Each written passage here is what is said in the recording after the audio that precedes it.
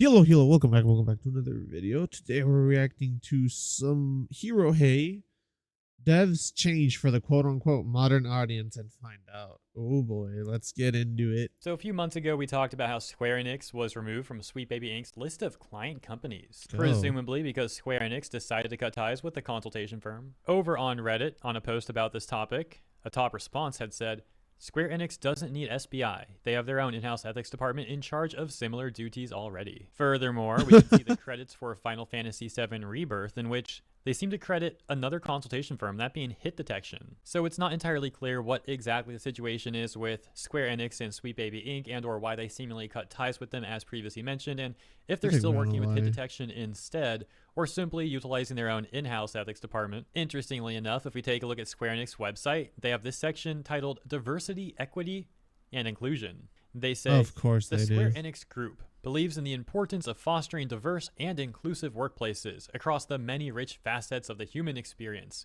including nationality, race, religion, thought, and creed, age, gender, sexual orientation, and physical condition. All our locations work to increase representation and promote diversity, equity, Why and not just hire the most across qualified such areas as candidate? recruiting, training, team building, and employee activities. We are Out of all the encouraged by the applicants, progress just we've hire the seen one through the who's years in the areas of best for the diversity, job. equity, and inclusion, and contribute to prioritize our work in this area. Maybe they should try prioritizing their work on their video games. We'll take a look at how all of this seems to be massively backfiring for Square Enix. However, first we've got a message from an amazing sponsor, the brand new and unique real-time all they chat do is RPG, just keep Ashekos releasing Global, either with a a new grid-based Final tower defense approach Fantasy, and a a vast remake array of of an old strategic Final elements, Fantasy, including a variety of ways to or build your it's teams and handle fucking a combat. new Life is Gameplay will be Strange exciting for game. both That's casual about it. and That's all hardcore they've players. There's also an really auto function that lets you intervene done whenever you as of want, late, or from stay my in control the knowledge. entire time. It's got really cool art design and music, and I found this story to be very immersive because of the Yeah, I neo-noir don't know what other elements and the games great they variety make, of compelling male and female but characters. You'll be that's playing about as the it. chief director of Seed, a corporation that's had a Like major rise to they literally prominence just after a released catastrophic world another event called Life the is Skyrift Strange, and Incident. they brought Some who back survived the fucking fallout of that Alex incident become echomancers, in which you'll be employing for many for missions nostalgia and research. factor. And with the roguelike mode Echoing Nexus, you'll be able to improve your echomancers with great effect. There's also a highly optimized Yeah, it's PC like, version bruh. with a seamless connection between mobile and PC for your account. When And fucking this is the Life is perfect time to Strange play have they because been? Asha Goes Global Was the just first released. one, Download and with there the was link in the that description or pinned second comment one, and which get was 200 free technically a pulls, which will prequel give to you the an first one, extraordinary which start. Thanks again, Asha Goes Global. doesn't I look forward really to playing matter more, all and that I hope you much all enjoy it too. because we So know what over on happens because DK, of the on first November 11th, one. they reported that There Square was the Enix one with the stock two price has little, plummeted, and that for the little period of Mexican July through kids. September, their operating profits Then have there's the fallen one with the 27%, chick with leading to the the aforementioned stock price plummeting, which is colors one. specifically 12.37% as of the time that they wrote that article. Going on to What is say that, that the already massive 4? sell-off of their stock is because Now of they the made recent another one with deterioration in Alex, Square and she Enix's came business back, and that's performance. 5. And there does seem to be a And trend with don't certain forget major that gaming companies over in Japan, where some of them, not all of them, but some of them, have been really going overboard with all this DI stuff and their attempts to capture this quote-unquote modern audience thing, and it doesn't seem to really go well for any of them. Back in July, that Park Place had reported numerous gamers announced boycott of Square Enix's Dragon Quest III HD2 remake following removal of male and female character options. Going on to say, it was reported at the beginning of this month that developers Square Dragon Enix Age, was I removing forgot the about option that for one. players to choose between male and female characters, and were instead labeling the character options as A and B. This was reported So by Ryo fucking Kujiya, stupid. who It's a noted that kid's the game game, has, for quote, no fuck's distinction sake. between male and female heroes, unquote, also noting that the characters are labeled A and B, with the A version appearing like a male hero, while the B version is a female hero. Ryokuchi even notes that A version is voiced by a male character, Hiyama Nobuyuki, while the B version is voiced by Minaguchi Yuko. On top of the main character having their sex removed from the character select, Ryokuchi also reported that, quote, jobs will no longer be distinguished by gender in name, unquote. And it's especially interesting that some of these major Japanese corporations are attempting to mimic what other major corporations have been doing here in the West, although they're a bit late to the party. Many of these Western companies having taken massive losses to their DI-infected games. But hey, to some of these Japanese corporations, they look at that and think it's a great idea.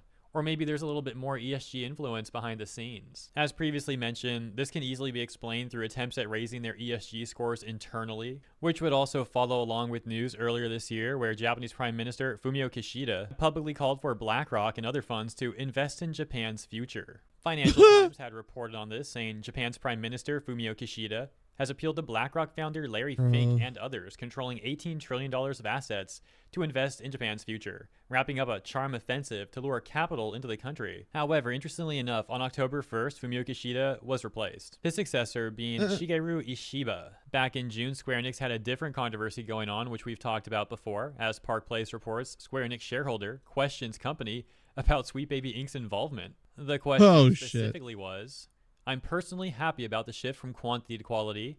I hope good titles will come out in the future. I'm concerned about the Canadian consulting company quote-unquote Sweet Baby. Square Enix is listed as a client, but is there actually a transaction there? What kind of transaction is it? Will they continue to do so in the future? Square Enix president Takashi Kiryu had responded saying, I would like to refrain from making specific comments about individual clients. As we shift from quantity to quality, providing content that is enjoyable and safe for our customers is also part of what makes a product fun.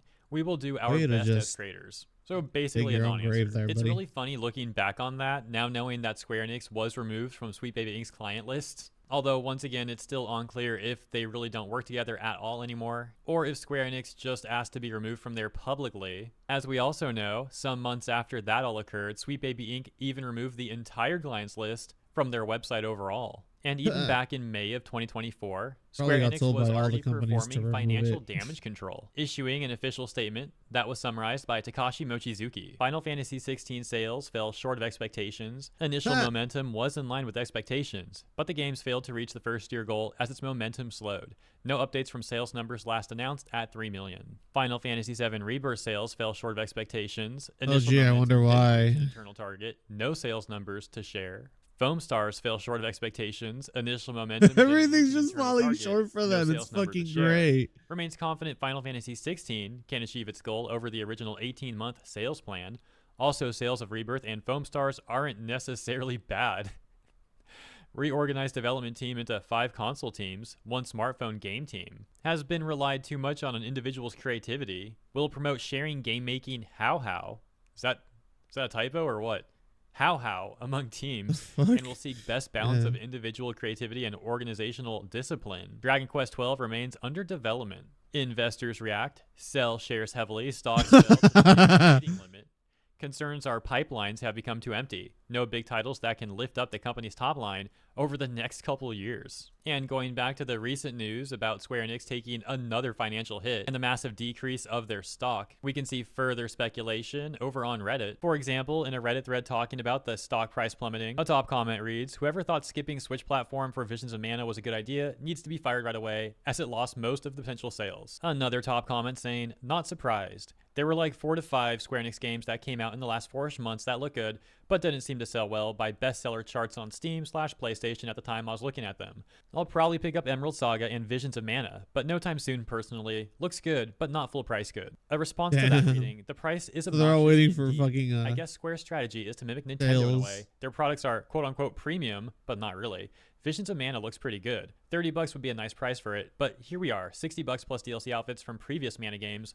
Lol, as Peter Moore once said, there's no bad games, only bad price points. So in summary, we've seen Square engaging in DI practices and attempting to appeal to the so-called modern audience in various ways. This potentially resulting in their collaboration with Sweet Baby Inc., which net them shareholder backlash, and Sweet Baby Inc. style policy, so to speak, leading to boycotts against some of their games. All are things which would understandably have negative impacts on their bottom line. And on top of that, according to them, they overestimated the public interest that people would have in some of their games, such as what they said about Final Fantasy XVI sales falling short of expectations. Lastly, some people seem to suggest that Square is pricing some of their games too high, leading to lower sales, which are some of the most upvoted comments showing agreement to that sentiment. But let me know what you think about all of this stuff in the comments. As always, thank you so much for tuning in. If you enjoyed my coverage, please consider liking and or subscribing to the channel. Appreciate ya, and I'll see you in the next one. Yeah, that's fucking wildly hilarious. That shit. Yeah, that's fucking wild. The fact that their stock also started to tank. Oh man. Well deserved though, well deserved, because you put out garbage games at garbage price points, and yeah, no one's gonna buy it. Not to knock some of their games are pretty good, but like they're fucking pricing these games like they're AAA titles when they're mostly meant for like a Nintendo Switch. kind of meh, you know? Shit happens. But yeah, that's just well deserved. Like, because people are realizing that Sweet Baby's just fucking trash and they just make trash fucking crap like this. But yeah. Hope y'all enjoyed this react video. Started going off on that shit and I was like, yeah, that just sucks. It sucks to be them. Yeah, let me know what y'all think and I'll catch y'all in the next one.